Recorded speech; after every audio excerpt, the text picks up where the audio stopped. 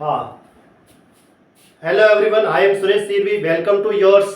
तो हमारे पढ़ रहे हैं पास्ट टेंस। पास्ट टेंस में सबसे पहले आता है simple past tense. Simple past tense में क्या होता है, वर्ब की सेकंड फॉर्म आती है, या फिर अफर्मेटिव सेंटेंस में तो वर्ब की सेकंड फॉर्म आएगी और नेगेटिव वाक्य होंगे उसमें डिड नॉट प्लस वर्ब की फर्स्ट फॉर्म आएगी। डिड नॉट के बाद वर्ब की फर्स्ट फॉर्म आती है। एग्जाम में अगर डिड नॉट के बाद वर्ब की सेकंड फॉर्म लिखी हुई तो वो गलत है, डिड नॉट के बाद वर्ब की फर्स्ट फॉर्म आएगी।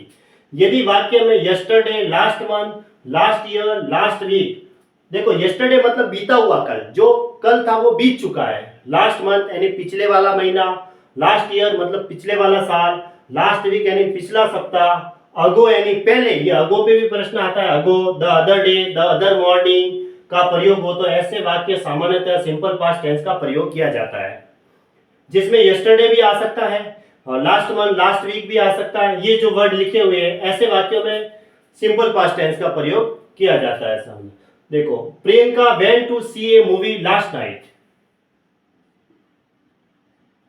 पहला सेंटेंस लिखा मैंने, Priyanka went to see a movie last night. Last night आया इसलिए वर्ब की सेकंड फॉर्म, गो की सेकंड फॉर्म होती है वेंट, तो इसलिए यहां went I.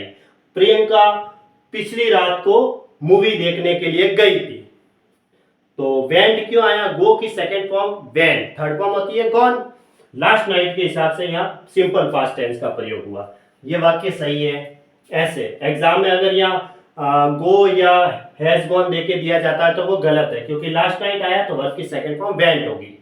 They did not see me yesterday, इसका मतलब हुआ कि वे उन्होंने मुझे नहीं दे, उन्होंने कल मुझे नहीं देखा था।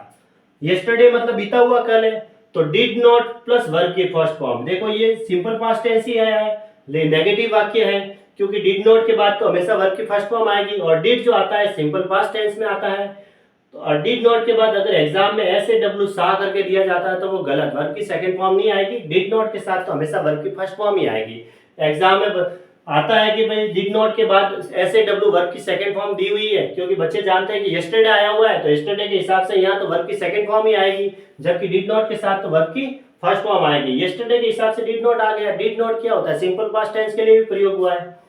फिर जो हेल्पिंग वर्ब से स्टार्ट होते हैं वो सारे वाक्य इंटरोगेटिव होते हैं, जिसमें प्रश्न पूछा जाता है।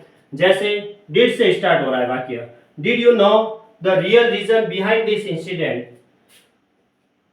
इंसिडेंट मतलब घटना, डिड से स्टार्ट हुआ, इसका मतलब सिंपल पास्ट टेंस में प्रश्न पूछा गया है। डिड यू नो द, देखो डिड के साथ वर्ब की फर्स्ट फॉर्म ही आई है, नो, कैन और डब्ल्यू।